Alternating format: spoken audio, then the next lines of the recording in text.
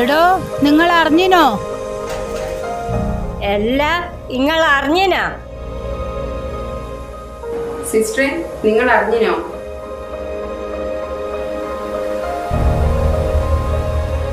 ചേച്ചി, നിങ്ങൾ അറിഞ്ഞോ? മാഡം, നിങ്ങൾ അറിഞ്ഞനാ? എടാ എടാ എടാ, നിങ്ങൾ അറിഞ്ഞോ? ഡിയർ സ്റ്റുഡൻസ്, നിങ്ങൾ അറിഞ്ഞോ?